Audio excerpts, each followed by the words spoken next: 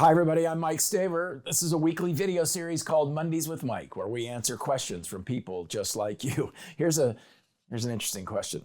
What's the best way to deal with somebody with low emotional intelligence? Well, it depends on what part of low emotional intelligence they have. If they have low self-awareness, which is part of emotional intelligence, then it is generally best to make them aware as best they can. So recently I was having dinner with a friend. They're quite emotionally intelligent, but they lacked self-awareness in a particular area of their life. And they were asking me a question about something that they were doing and something that was occurring in their life.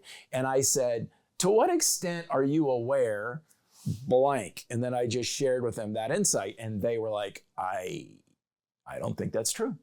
And I said, well, it is true, actually.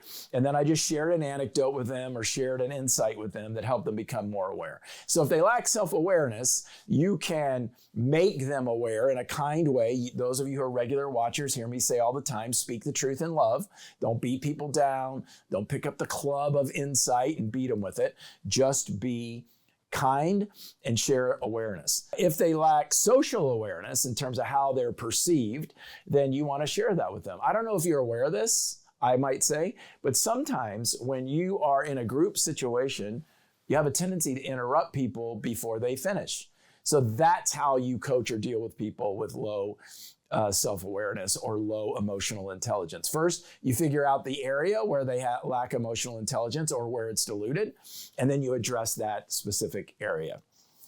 I hope that gave you some insight and some help for dealing with those people in your life that have low emotional intelligence. If you have a question that you'd like me to answer on Mondays with Mike, please drop it into info@mikestaver.com. That's info@mikestaver.com, and I'll be sure to work it in to an upcoming episode. In the meantime, please subscribe to YouTube or find us on Instagram. I think it's staver.mike on Instagram, and we would love to welcome you into our community. Until next time, be courageous.